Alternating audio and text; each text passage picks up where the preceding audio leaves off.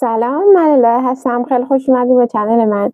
توی این ویدیو میخوام بهتون اپلیکی کردن یاد بدم، همونجوری که تو ویدیوهای قبلی بهتون قولش داده بودم. مثل همین لباسی که من الان پوشیدم، این لباس یک کار اپلیک است.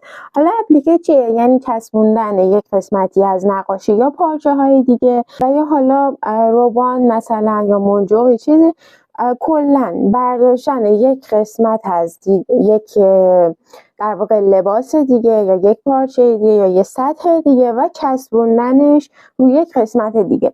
من میخوام این پروانه‌ای که به تازگی کشیدم که نحوه نقاشی کردنش تو پیج اینستاگرامم گذاشتم، میخوام بیام این رو ببرم و به یه دونه کیفم وصلش کنم که الان براتون میارم.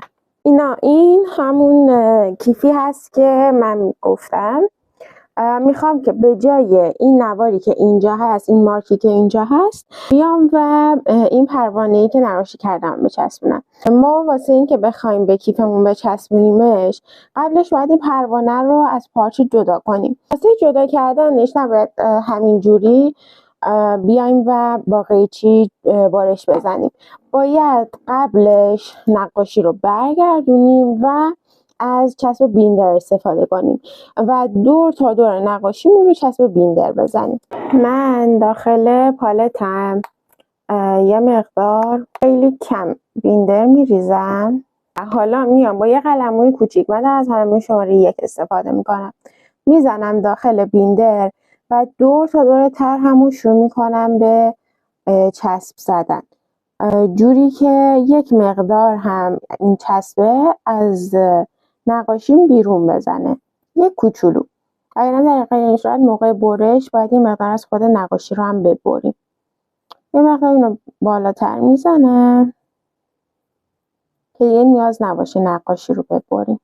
اگر که نقاشیتون جزئیات داشته باشه، بخواین قسمتی ازش ببرین، نقاشیتون خراب میشه. چسب بیندر رو واسه این روی پارچه میزنیم که نقاشیمون بعد از برش ریش نشه.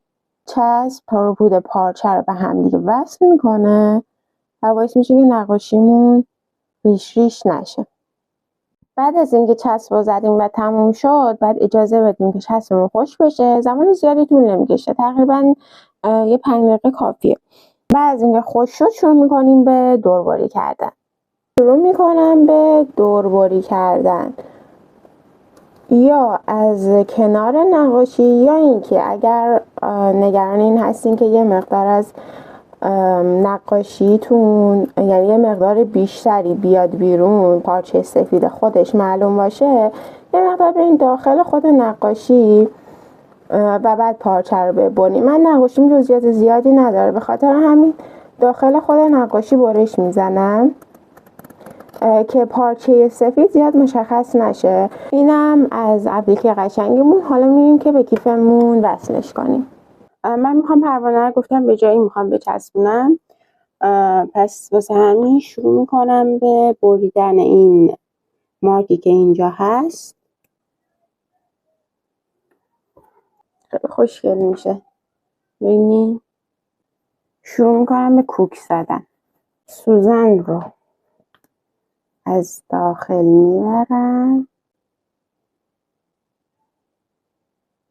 با فاصله از خط برش که دارم. حالا کوک زدن رو شروع میکنم. من این نمیخوام با چرخش کنم و میخوام همشون دستدوز باشه، چون جلوه خیلی قشنگ تری داره و همین خاطر همه رو با دقت با دست میدوزم. مقدار وقتگیر هست ولی خب نتیجه کار خیلی قشنگ‌تر میشه نسبت با اینکه بخواین با چرختی دوخت بزنید. ببینین اینجوری میشه. این چروکایی که میبینین بعد که اتو بزنین باز میشنش. خب اینم دوختش تموم شد. اینم از کوله خوشگلمون که تونستیم با کمک اپلیکه خاص و مختص خودمون بکنیم. باید بگم که اپلیکه رو میتونین با چسب هم انجام بدین. با چسبایی از مخصوص پارچه میتونین این رو به کوله بچسبونین، ولی مقاومت زیادی نداره. امیدوارم که از دیدن این آموزش نهایت لذت برده باشین.